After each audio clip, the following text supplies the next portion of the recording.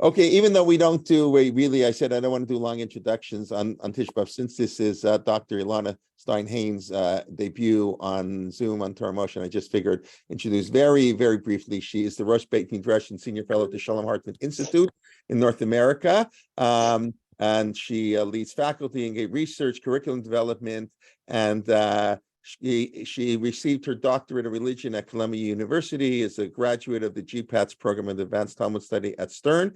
I believe you were the first year of Migdal Oz. Am I correct? I know you're towards the beginning of Migdal Oz. And she's working Me on. and Bracha Frazier and Tova Warburg, who's now Tova Warburg Sinensky. Oh, you were the first class in Migdal Oz. Okay, very nice. And her upcoming book is going to be published, I think, in a few months, on circumventing the law, rabbinic perspectives on legal loopholes and integrity. And it's a pleasure, even on Tisha B'Av, to welcome you to join us. Thank you so much. It's really so meaningful to be here. I'm going to launch right in just because of the lack of niceties on Tisha B'Av. Although I do have to say that speaking around Chatzot, where I am, around midday where I am, is significant, because I do find that the ability to think about the day as kind of a spectrum of feelings, where once we get to Chatzot and after, we think a little bit more about the possibilities of nechama, possibilities of comfort. I'm really glad to be speaking during this transition period. And it really relates to the topic that I want to talk about today, which is the central themes of Eichah Rabbah, also known as, in English, Lamentations Rabbah, also known as Eichah Rabbati. So Eichah Rabbah is a 5th century text, a rabbinic text that was written in the land of Israel. And it's written pasuk by pasuk, verse by verse, on the Megillah of Eichah, on the book of Eichah. And what's remarkable about it is that it does something that Eichah never does. One of the things that we see in Eichah, the biblical book, is something that is so tragic, it's so upsetting. The way our destruction is described is it is described as God doing these things, not our enemies doing these things, but God doing these things. God literally pulling out a bow and arrow against us, God looking at us, I would say, God forbid, as enemies. It is just devastating to read the verbs that are used to describe God going to war against us. And essentially the feeling that you're left with at the end of the book, even though we always repeat that second to last line, Hashivenu Hashem elecha v'nashuva chadei shameinu kikedem, God, we want you to return, we want you to return us to you and give us like things were, get back to the way things were. Really, the last pasuk of Eichah is, we're pretty desperate and you seem very angry at us. And it's kind of a big theological question mark of, where is this covenant going? And you look at Eichah Rabbah and what the rabbis do in Eichah Rabbah, living, I don't know, about 3 centuries after the destruction of the Beit HaMikdash, they actually want to tell people, do not worry. The covenant is still active. God still maintains a relationship with the Jewish people. We are never going to lose each other, even though all seemed lost back then. And even though perhaps 3 centuries later, living in the Byzantine Empire, where everything is Christendom, maybe we feel like things may feel a little bit lost now. And so the rabbis take it as their responsibility in Eichah Rabbah to reassure people that there is still an ongoing relationship between God and the collective of the Jewish people. And it is a tall order. The way that they do it is manyfold.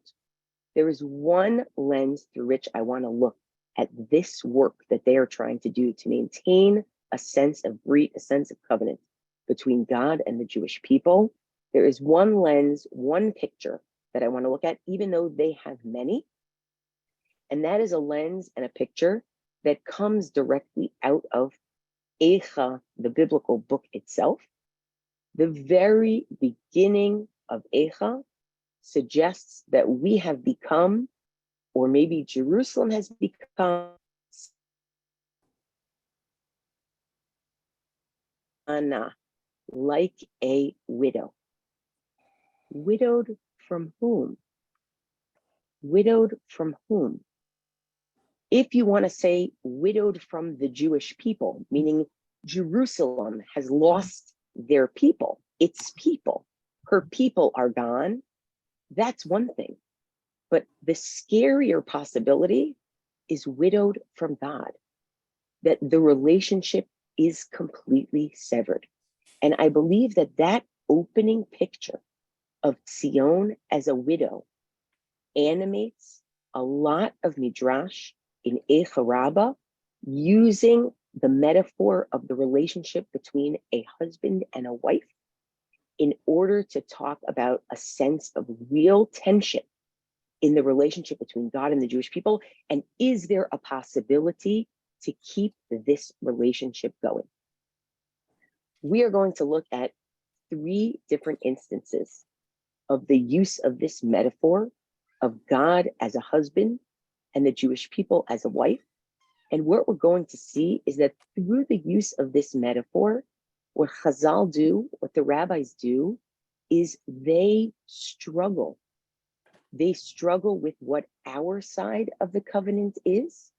They struggle with what God's side of the covenant is, ultimately trying to give us more tools in our toolbox, more possibilities for resilience and loyalty, and more possibilities to feel that this will actually come to a redemptive end eventually, and not just an ugly stop and breaking point, God forbid.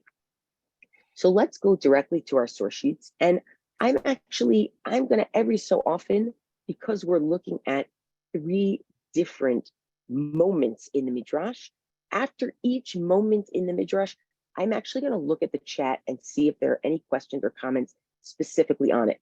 While I'm looking at each Midrash, it's gonna be hard for me to look at the chat. But after I finish each piece, I'm happy to look at it.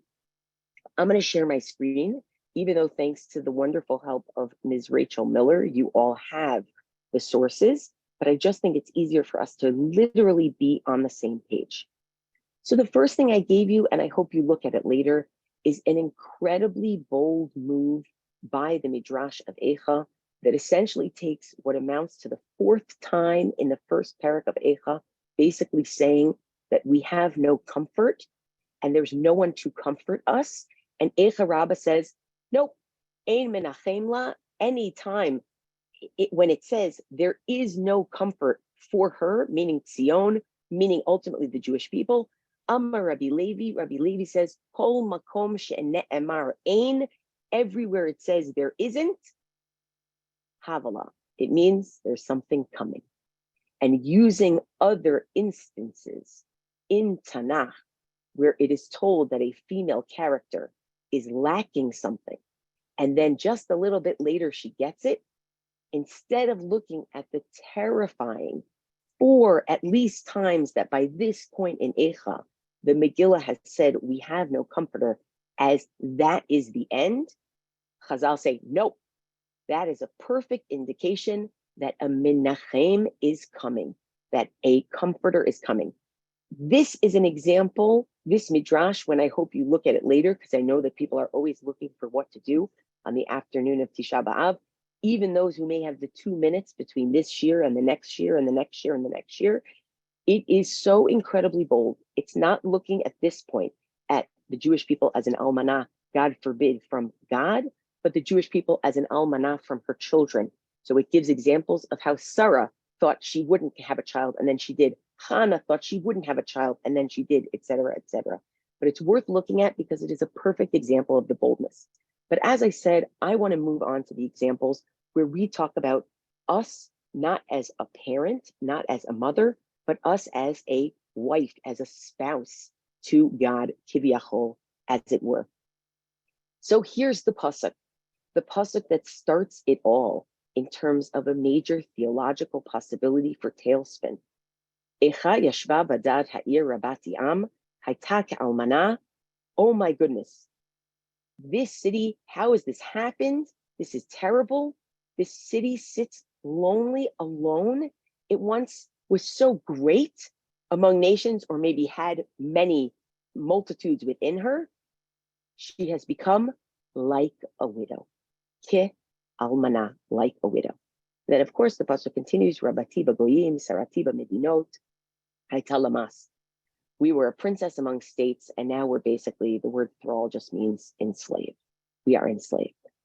Now, this passage in Eichah Rabbah, it is like I don't know how to describe it. It's almost like an inner machloket, an inner argument within how to deal with this theological moment of the Jewish people possibly becoming widowed from God, as it were. And Chazal say, absolutely not. We can't go there. There are no fewer than 5 suggestions within this small section of the Midrash, which is right at the beginning, to try to figure out what can we do with this metaphor of the Jewish people as a widow that will not simply lead us to despair, but will at one and the same time describe our loss, describe our resilience and our loyalty, and describe the ongoing promise that God's breath with us is unending. So here we go. It all rests in the letter K. Ki almana, like a widow. Now, of course, in the Megillah, Ki almana means we are like a widow. It is literally comparing us to that. And the Midrash says, nope, Ki almana means like a widow, but not a widow. Amar Rabbi Abba Bar Kahana, Hain lo palshu achar midat hadin. Here's what you need to know, says Rabbi Abba Bar Kahana. The Jewish people didn't go to such an extreme to anger the attribute of din, of judgment. And not only that, v'hi lo palsha acharehem. And the attribute of judgment has not gone so extreme against them either, meaning against us either. How do I know it? Because of the letter Kaf. Similar to, not it, but like it. The like it gives us some hope. Hain lo palshu achar midat hadin. The Jewish people did not go so far as to be extreme in their literal digging to try to make God angry. Shene'emar, as it says, go back to other places, and this is the beauty of Midrash. You are not stuck in Eichah. Eichah is a depressing book. You are not stuck there. You have an entire Tanakh. And what Midrash is going to do for you is say, don't just look here, and you will find your consolation. When we look in the book of Bamidbar, where we look at this as a terrible moment in Bamidbar, where the Jewish people are complaining and they want meat, Vayehi ha'am ki mit onanim. The people are complaining. But what's the ki? They're like complaining. Mit onanim and kativ kan. It doesn't say they're complaining. They're not so terrible. Ella ki mit onanim. They are like complainers. Or Hosea. This description in Hosea, in later prophets. Hayu sarei Yehuda ki masigei gevul. The leaders of Judah were like those who literally steal other people's land by moving the boundary. But no. It doesn't say they were masigei gevul. It doesn't say they did move the boundary. It says they were like masigei in Ketiv Khan. It doesn't say they were those who moved the boundaries. Ella ki masigei, like those who did. And how about this one? Also in Hosea. Ki kifara sorera. The Jewish people described as a wayward cow. Not something you want to be described as. But at least it only says ki, like. Ki para in Ketiv Khan. It doesn't say we are like a cow. Ella ki para. We are like a cow that is sorera, that is wayward. So don't worry. We're not so terrible. We like to think of ourselves as so terrible. We're not so terrible. We didn't go and break the covenant all the way. We just got ki, almost 2. And not only did we not, as the Jewish people, break the covenant all the way, but umidat hadin lo palsha acharehem. Neither did the covenant try to break us. neither did the attribute of justice try to come after us fully. In fact, how do we know? Hayta ke'almana. The Jewish people, or Tzion, became like a widow. Hayta almana in K'tiv Kan. It doesn't say we are widowed, meaning it is completely lost the relationship with God. Ela ke'almana, but like a widow. Meaning, ki isha shehalach ba'ala medinat hayam lemedinat hayam v'dato lachzor elaha. Like a woman whose husband went away to a far-off place, overseas, and plans to come back. So their first move is, you think that Eichah is telling us, ki almana, we are in a situation where the relationship between God and the Jewish people is, God forbid, lost? Nope. We're only ki. The things we've done are only close to, asymptotic to, right next to being the worst, but we're not the worst. And God's reaction to us has only gotten close to, asymptotic to, breaking the covenant, but never. That's the first move. Using the relationship metaphor of husband and wife as we both have covenantal responsibilities, and we went almost to the edge, but we didn't go all the way to the edge. That's one. A second, let's skip a line and a half. The next line just gives you another example of where God is ki, okay? Davar acher, another reading. Hayta ki almana. We were like a widow, but only like a widow. Rabbi Chama bar Ukva v'Rabbanan. Rabbi Chama bar Ukva and Rabbanan disagreed. Rabbi Chama bar Ukva amar la'almana shayta tovat mizonotea v'lo hayta tovat tubata. Rabbi Chama bar Ukva says, let me tell you, when it says that we were like a widow, it's saying something about us and our loyalty and our resilience. Because you see, a widow in Jewish law is in an interesting position. She can choose to be fed from the estate of her deceased husband. And at some point, she can choose to say, actually, give me my ketubah and I'm leaving. She can choose whether to stay and be fed or to leave and find someone else.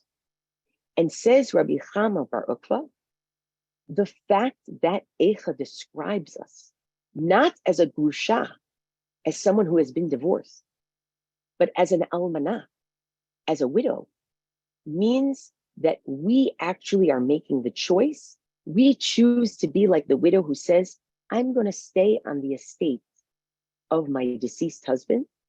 I'm going to stay here and be fed here and remain part of this home. And I'm not going to leave and marry someone else. So almanah, yes, it's a terrible vision, but wait, we can salvage it in a way. And here the salvaging is not about God's promise to us, but it's about our decision to be loyal and resilient and loyal to God in the face of calamity. That's number two. What about Rabbanan? Rabbanan, sounds like the majority versus Rabbi Chama bar Ukva, say, no. This moment of almanah or ki almanah is very much about God, and it is about us being trapped.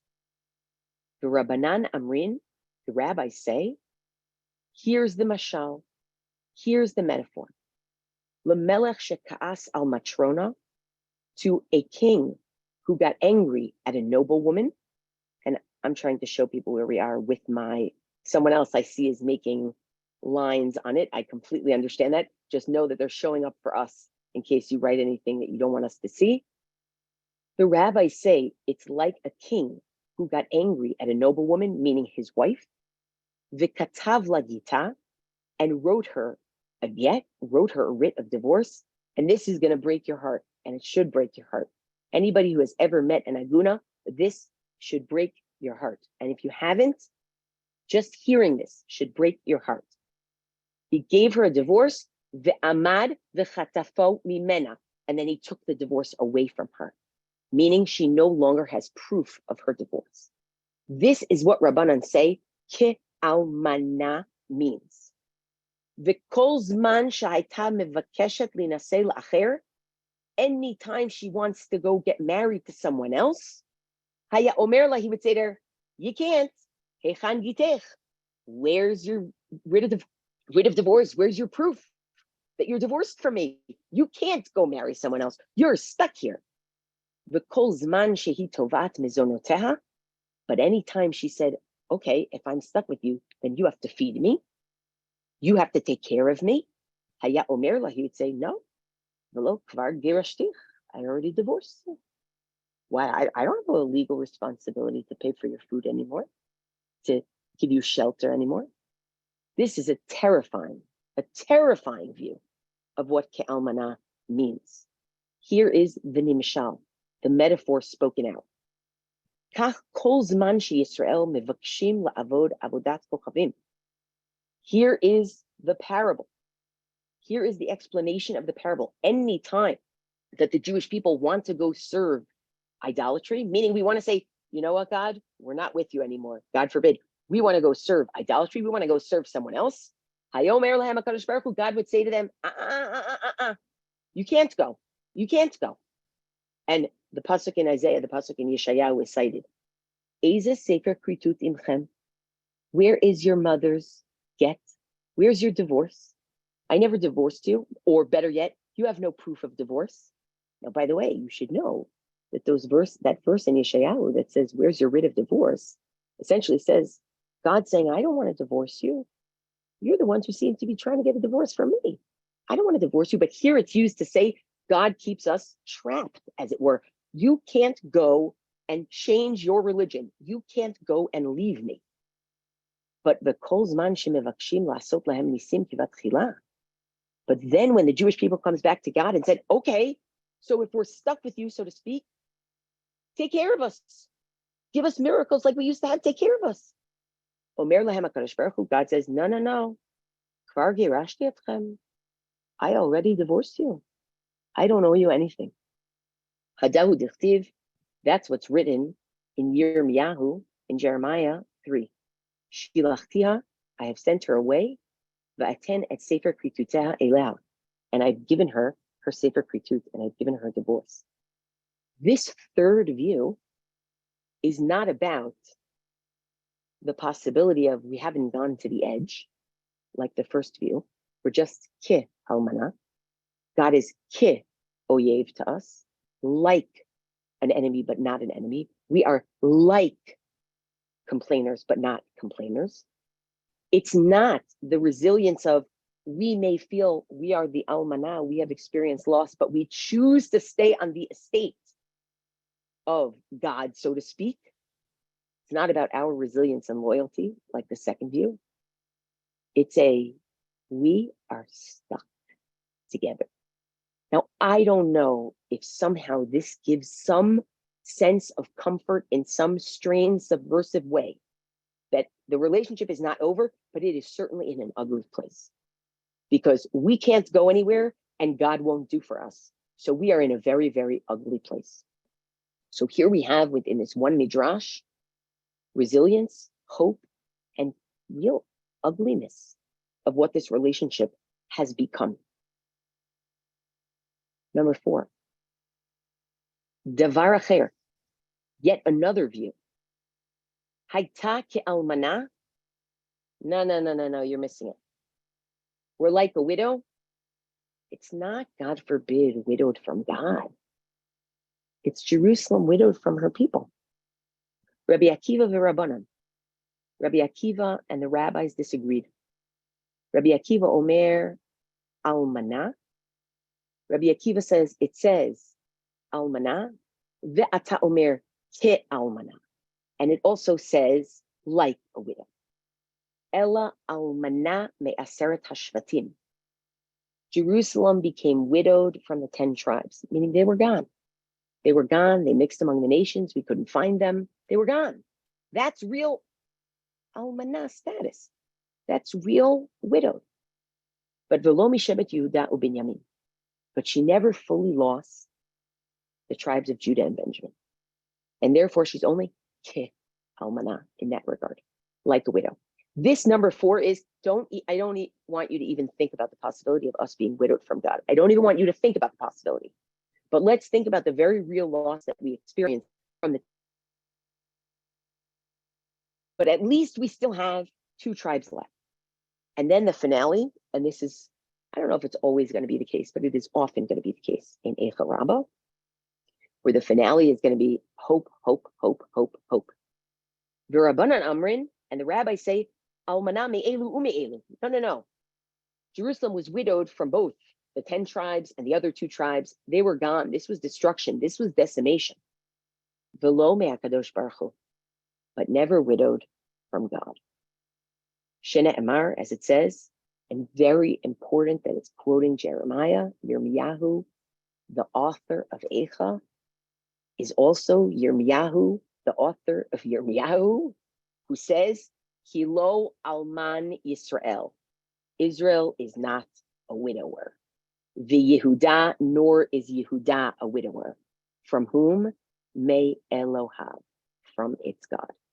So the same Yirmiyahu who says we are like an almanah is the Yirmiyahu who says, don't worry, you will never be widowed from God. I want to pause here and look in the chat to see what people have been thinking and experiencing while looking at this opening midrash. Give me 1 second to just scroll up. I know that it takes a little bit of patience, but I think that it's worth it. Okay. Is Eichah a separation or a stretch of the covenant, but never breaking? I think that you see in Megillah Eichah over and over again, and I highly recommend the person who's speaking next on this, Dr. Yael Ziegler, I highly recommend both her book and the videos that she's done on Eichah, and I'd imagine the shiur that she's going to give right after this. The description of the various theological stances that you find in Eichah. I think that you find different places in Eichah where there's hope, where there's a sense, Chastei Hashem, Kilo Tamnu, Kilo Chalu Rachamav. God has plenty of chesed, God has plenty of kindness. We're not completely lost. God has an unending reservoir of, mercy for us. But I also think that the overwhelming feeling there is a question mark of God, please return us. But what? But how? But where? But how do we ever come back from this brink? So it's a great question. Okay. Somebody else asked me separately, isn't the pasuk saying that the city is like a widow? Not that the Jewish people is like a widow. I think it's a great question. Over the course of Eichah, you find a melding between the Jewish people, whether it's as Ani HaGever, I'm the individual Jew who experienced this, or Zechora Hashem Meha Yalanu, remember God, what happened to us as a collective, or it's Zion, Jerusalem talking herself. You find an ongoing elision between the place called Zion and the place of Yerushalayim and the Jewish people themselves. So yes, there are ways that you would read that word Ka'almanah and you would say, don't worry, it's just talking about the city and that the city has lost her children. But Chazal, the rabbis look at it and say, whoa. We know where your mind is going. We know where your mind is going because it's not just a city that it is mourning, it is a people that is in mourning. A pun, someone wrote me directly, a pun for kipara and kapara, the question of being like a cow and getting atonement. I need to think about that. I need to think about that a little bit more because that would be kind of a layer on a layer in terms of the rabbis choosing that verse to use. I'm not sure, but I appreciate the kind of push in the right direction. Okay. And then I'm going to look another great direct message. And I'm sorry that I'm doing all these, but I actually think they're incredibly valuable. If the key or the ki sometimes weakens the message, could it be true when this is a good message as well? Which is we are like a Shoshana ben HaChochim. We are like a rose among thorns to God in Shir HaShirim. So this is the beauty of Midrash. The beauty of Midrash is when you want the ki to look as if, but not quite all the way to the precipice, you can. And when you want the ki to be full of similitude, we are exactly like that. And let me count the ways and tell you all of them. You could do that, right? That is the beauty of Midrash. So what we've seen here already is a lot of it's not ambivalence as much as, well, I guess ambivalence is actually a great word because it means that you have lots going in different directions here, right? The Golf Widow is an interesting sort of lighter, a lighter version of it. Okay, one more thing, it would be better, it would make better sense for God to cry over Yerushalayim. Yes, there are definitely midrashim where we could have that.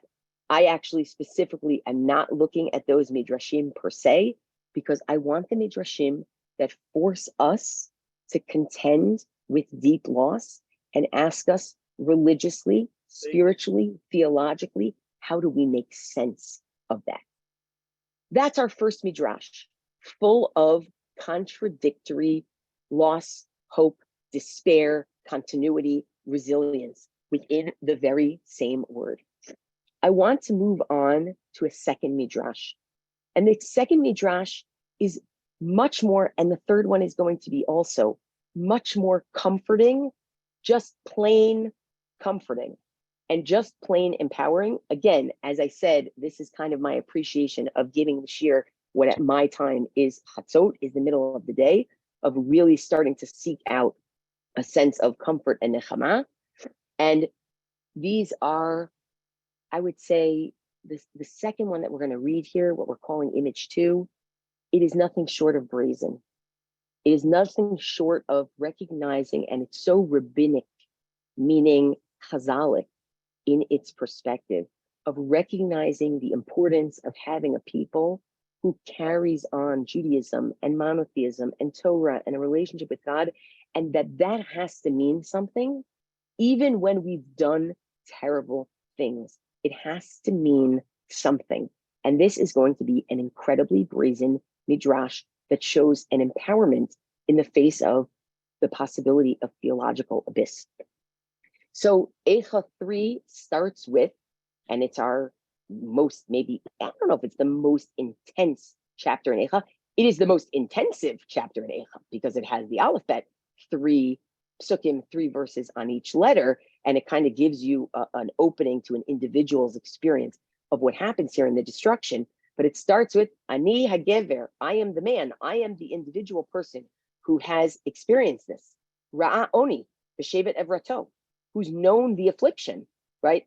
Under God's wrath, right? Literally, God hitting us over the head. And I think it's interesting because this parak starts with a very male image, and yet Chazal are going to go to us as female anyway, okay? Oti nahag vayolech choshech velo or, right? So what happened? God has pushed me to move, to keep moving. And actually, where has God pushed me? God has pushed me into more and more darkness and no light, right? Achbi yashuv yahafoch yado kol hayom. And God only at me, like the rain cloud is over me, God only at me is bringing down a hand over and over. There is nothing positive about these psukim. Nothing positive about these psukim. They are terrifying verses. And yet, Eichah Rabbah, here we go. Rabbi Yoshua de Sichnin b'shem Rabbi Levi Amar. Rabbi Yoshua of Sichnin said in the name of Rabbi Levi, Ani hagever, let me tell you what it means. Ani hagever, it's actually a play on words of gibor, I'm strong. Anahu dialifna yisurim. I'm the person who knows suffering well. And what's about to come is a very strange clause that I'm not totally sure how to parse, but I parse it in relation to the end of the midrash. Ahani alai ma de ahani lach. I have learned that what's pleasing to you or what's good for you or what works for you, God, works for me. Now, it just here by itself almost sounds like I've learned to accept suffering because I realize that whatever God thinks should happen, and that's good for God, so to speak, that's ultimately good for me also. But actually, the place where the Midrash is going to go with this is, God, you and I, you and the Jewish people, inextricably linked. What's good for me is good for you, and what's good for you is good for me. So don't leave me out here in the cold by myself, because kiviyachol, as if you need me. Here's the mashal. Here's the metaphor. Mashal lemelech, it's a metaphor to a king. Once again, we have this king. Sheka'as al matrona, that he got mad at his wife, a noble woman. Udechafav hotzia chutz lapalatin, and he pushed her, he kicked her out of the palace. He basically divorced her. He kicked her out of the palace. Now, obviously, we have to say that these images are very disturbing images of the relationship of divorce and the way that it happens and the one-sidedness of it and all of it. But what Chazal are using it for is they're actually using it for the two-sidedness of it. The idea that there is a covenant that exists between these two entities, despite how ugly and unilateral it's looking at certain moments, okay? So what did she do? She gets kicked out of the palace. She's kicked out of her home. She went and she hid behind a pillar, meaning she didn't really leave the palace. What she did is she really stayed in its precincts right nearby and stood behind a pillar hiding to wait until the king would come out. So the king came by and saw her.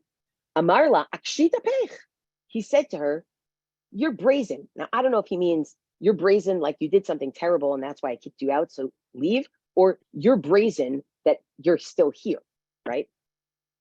Amrlo, she said to him, no, Adoni HaMelech, my lord the king. Kach yafeli, is this good to do to me? V'kach ne'eh, is this right what you're doing? V'kach ra'uili, is this the right thing? Is this fair what you're doing to me? Is this what I deserve? Why? Look at this. Shelo kibla otach isha acheret ela ani. No other woman would have you. I mean, really, it's a real breakdown in a relationship here. No other woman would have you but me, and you're kicking me out? You have the gall to kick me out? And he says, how dare you? Amar la, he says, how dare you? I'm the one who turned down all the other women and decided to marry you.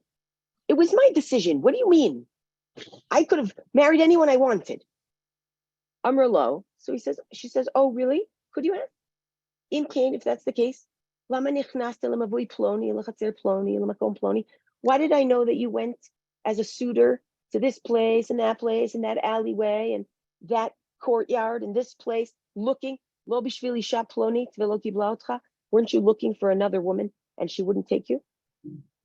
There's your mashal.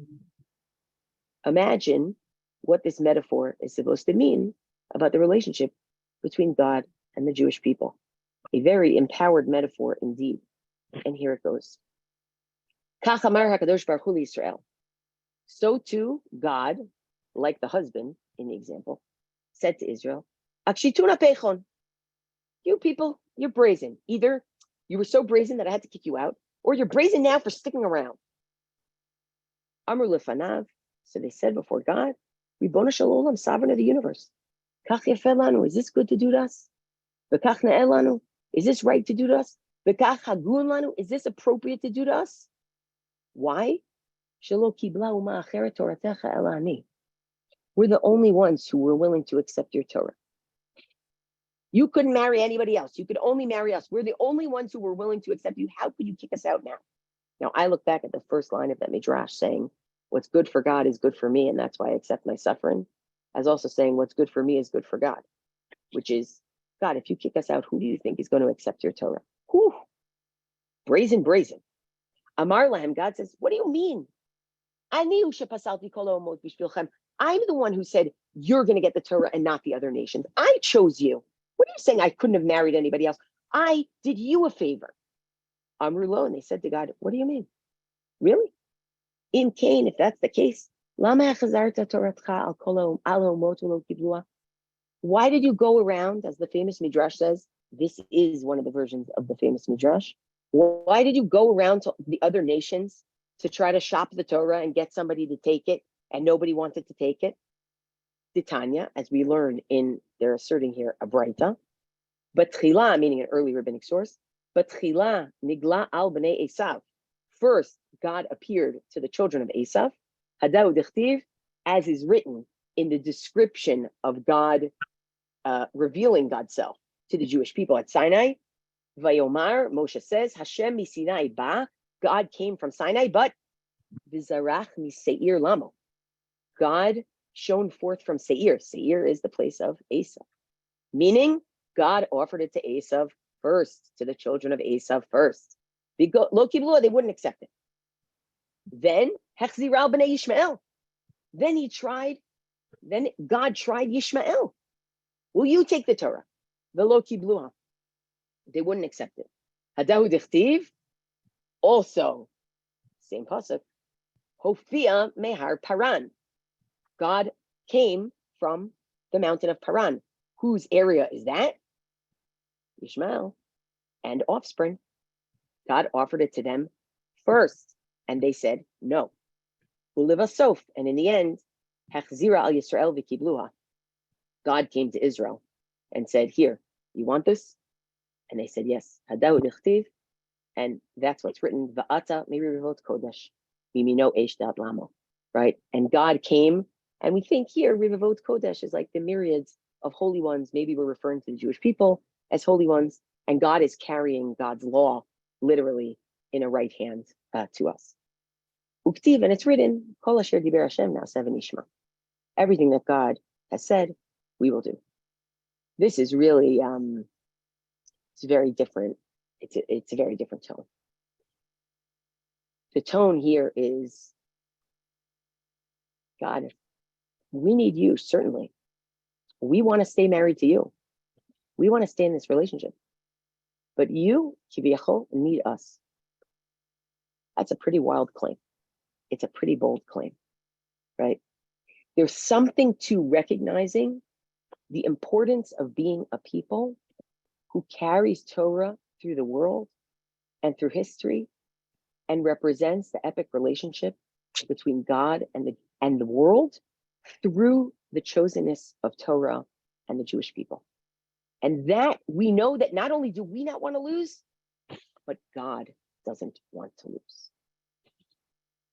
3 centuries after the destruction of the Beit HaMikdash, rabbis living in a heavily Christian empire are writing this midrash and saying what we do still matters. Carrying on Torah still matters. Not allowing Torah to be exchanged matters. And we're going to keep it. And God, we need you to let us keep it in recognition of our willingness to keep it. It's like a what do we call a Mobius strip? We're stuck together. What's good for you is good for us. I'm going to pause for a second and look at the chat before we get to our last midrash. Isn't ambivalence important to keep us from giving up? Ellie, I couldn't agree with you more. Meaning, you need to be able to see the loss and the hope, the despair and the resilience. Absolutely. Okay, great. Let's go to the third midrash. The third midrash is one not of kiviyachol as if holding God hostage, but one of, God, you've given us something that allows us to keep hoping. And this, as somebody who really spends her life learning Torah and loves learning Torah, and can't learn Torah on Tisha B'Av, but here we are learning Torah. This midrash can make me cry every time. This midrash can make me cry. So let's take a look at this third midrash. By the way, for those of you who notice that the other versions of the midrash that talk about God shopping the Torah to different nations also include Ammon and Moab, but this one does not. It would be interesting to see, and I haven't checked yet, this is a 5th century midrash. It'd be interesting to see whether this midrash got rid of Ammon and Moab or the other midrashim were later and added them on. My sense is that it's the latter, but I'm not 100% sure.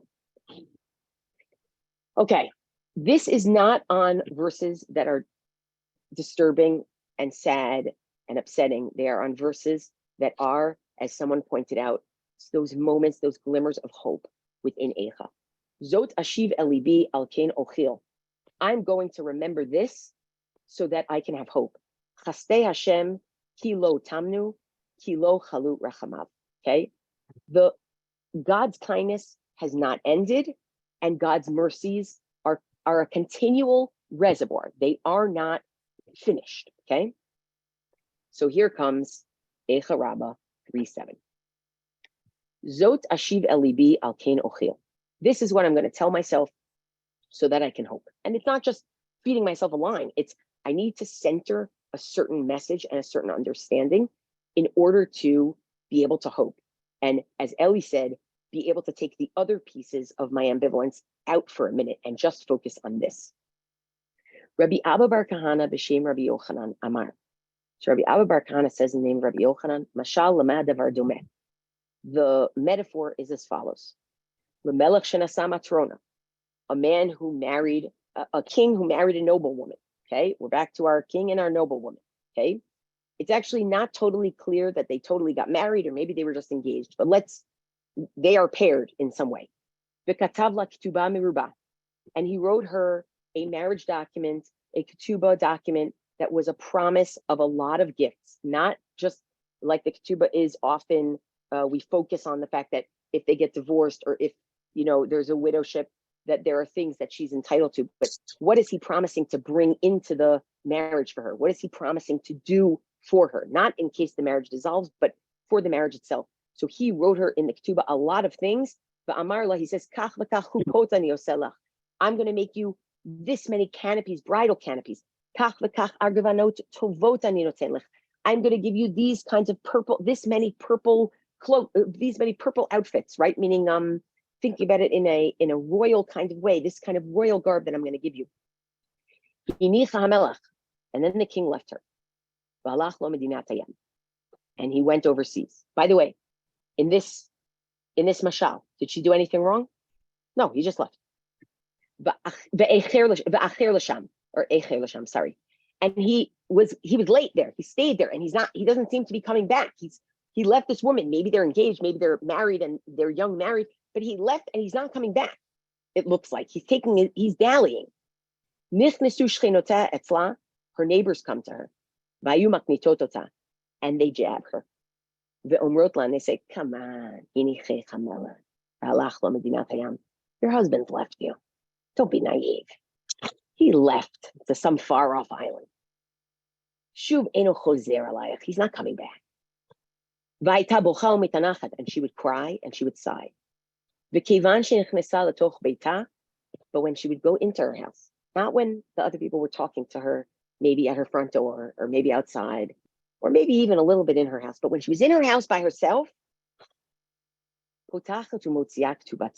she would go and open up her back ketubah, that marriage settlement, the koreit, and she would read it. And she would see what's written in it.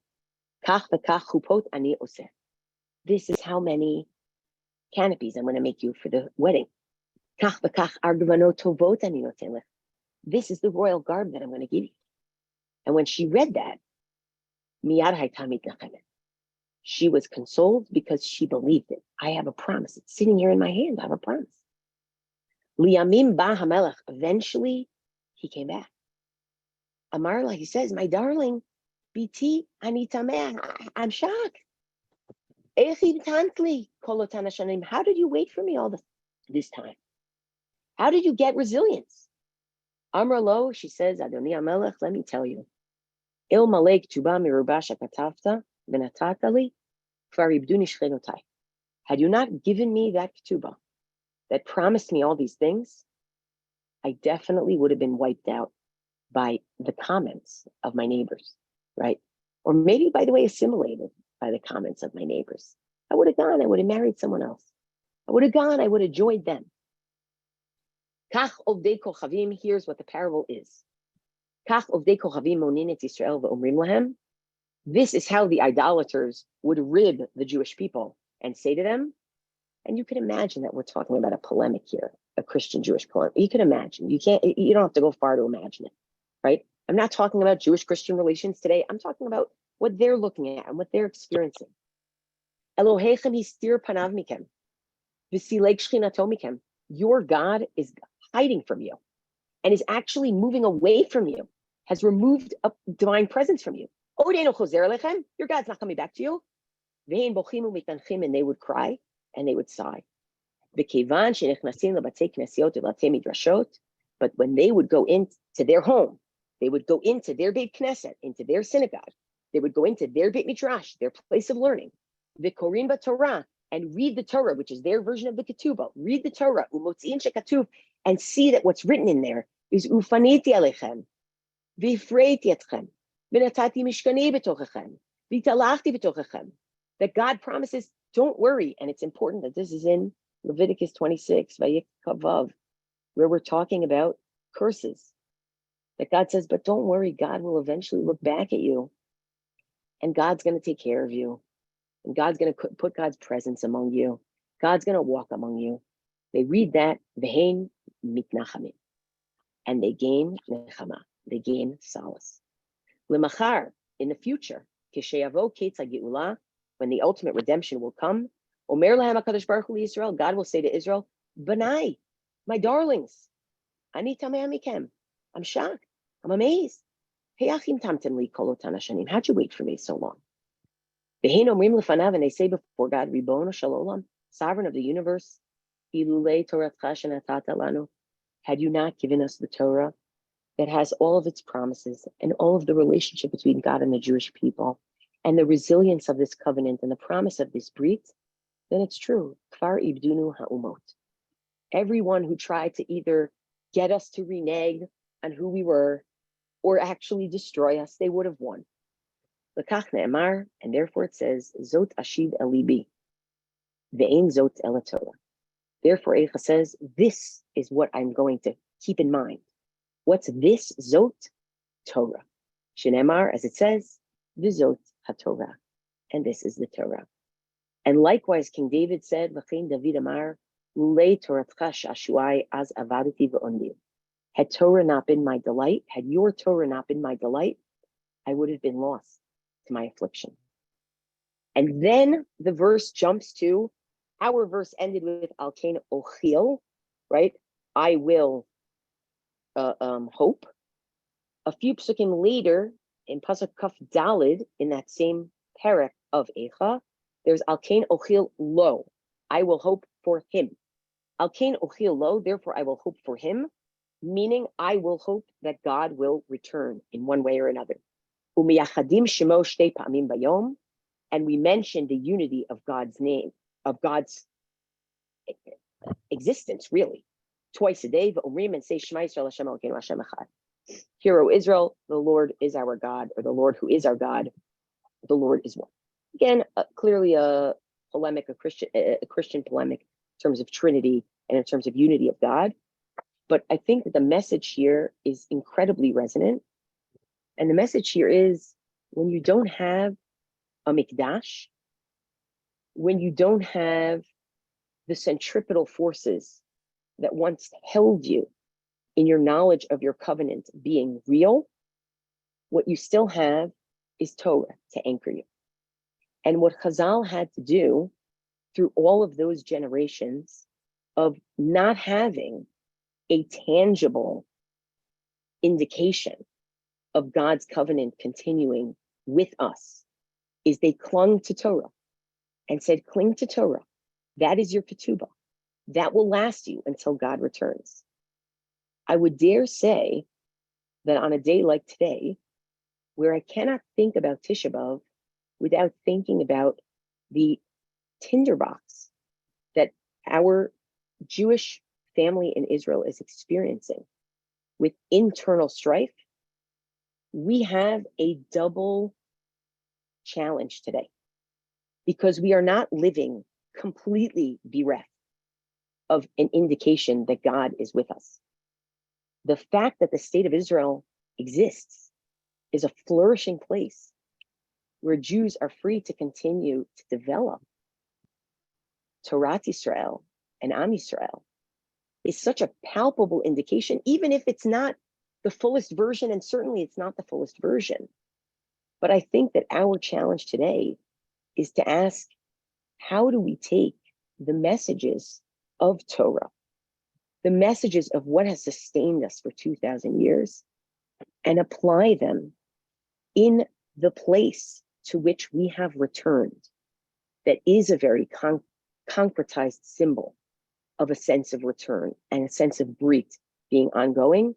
And Be'ezrat Hashem, we should just see better days. We should see better days if people can see that kind of Torah as their North Star in how they behave and who they are, and the kind of loyalty and resilience that they can maintain to God and to the Jewish people. Thank you. Thank you very much. Okay, you did the questions as we went through, and I think you got them all. Thank you very much. Okay. Kavod. Yes, okay. Have a meaningful rest of the day. Thank you. And To we everyone too. take a Thank you. 2-minute Thank you break. so We'll much. take Thank you. Thank you. 2-minute, 15-second break, and then Dr. Ziegler will begin. Yael, hello. I think you're here. I mean, I know you're here. Thank you. That was amazing. Thank you very much.